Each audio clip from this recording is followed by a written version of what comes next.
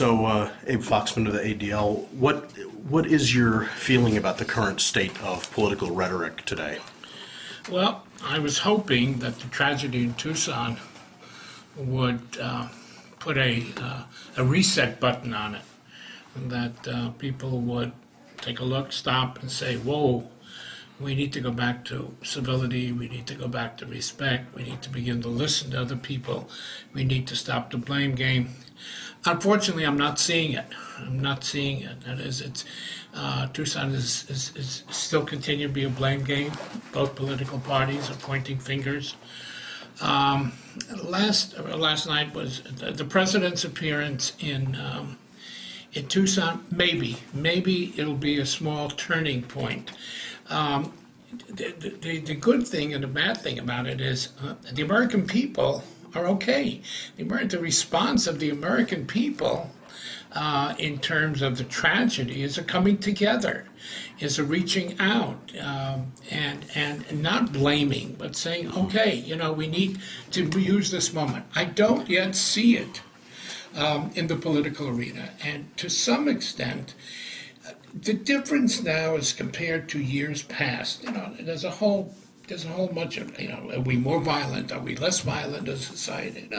We're probably in certain ways less violent than we were. We used to resolve political conflicts, Aaron Burr, they used to shoot each other. So, but there is one difference, and the difference is our communication revolution. I think that's making it a little bit more difficult for things to settle down. Everybody is a pundit. Everybody's got a megaphone. You've now got the blogosphere, you've got the web sphere, etc. And all of a sudden, everything's a frenzy. Everything continues. I mean, you can't quiet things down because there's always somebody like, well, look at the echo chamber kind of thing. Look at Palin. Hey, okay, you like her, you don't like her. She was accused of some terrible things. She has a right to defend herself. And so in the blogosphere, did it take too long? She didn't do what Reagan, and everybody's becoming an expert on what she should have said, how she should have said it, did she have a right to say it?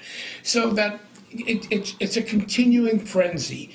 And that impacts on the level of civility. Because and some of these things never die. I mean, it's not yesterday's newspaper. Yesterday's newspaper, we also have jokes, wrap fish with, or put some garbage. No, it all lives. It continues to live on the net, and it's picked up, etc. So I think that makes it somewhat more difficult in a situation of excess, of hyperbole, to quiet things down. Do you think it makes also the broader context, not even just what's happened since Saturday, but is that broader context of the rhetoric and the tone of discourse making it more difficult for government and for politicians to get things done? Is it contributing to this difficulty there seems to be at times? Well, we've had political paralysis without rhetoric. It heightens the differences. That is, when you look back at healthcare, which was the last real serious political, there were very important differences, substantive differences, philosophical differences, and yet the debate was about what? Is it Nazism or not? The debate was so hyperbole that you lost track of the real issues. So what it does is it skews the debate, it perverts the debate in terms of hyperbole rather than the issues.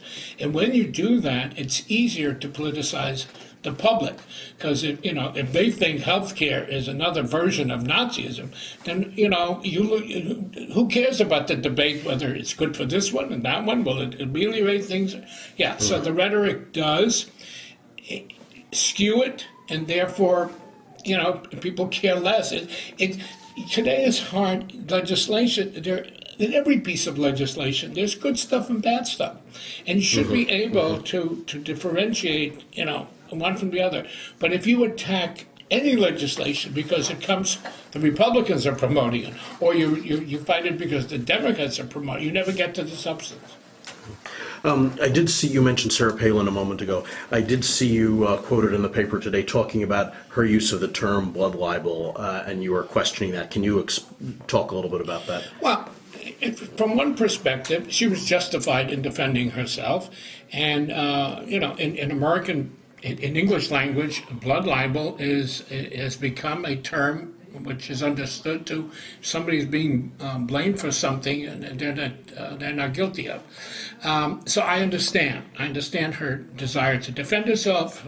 She had a right to defend herself. I just wish she'd used another term, because that term is fraught primarily in Jewish history with very painful episodes where Jews were blamed all kinds of things, to buttress anti-Semitism. My feeling is she wasn't aware of it. And it permitted political opportunists to, not to deal with the issue. And the issue was, should she have been blamed for this murder? And the answer is no. So it wasn't here she has a right to defend herself. It was, what words did she use? And again, it was hijacked on a debate and a discussion on two words rather than, what about Sarah Palin? Was it right to accuse her of bringing, or she's not blamed for causing the murder, even though the guy himself put the congresswoman on his hit list 3 years before, 3 years ago, when Sarah Palin was nothing. And then finally, what are you doing in South Florida today? Well, I'm here. We have an office in South Florida. We have meetings, so I'm here to meet with our lay leadership, to meet with media. I've written a book, so I'm happy to promote the book. And then our National Executive Committee comes next month, where we sit and discuss policy issues. So this is my annual sojourn, and I'm not complaining. Even in cool weather, it's still better than being up in New York. Thank you very much. Thank you.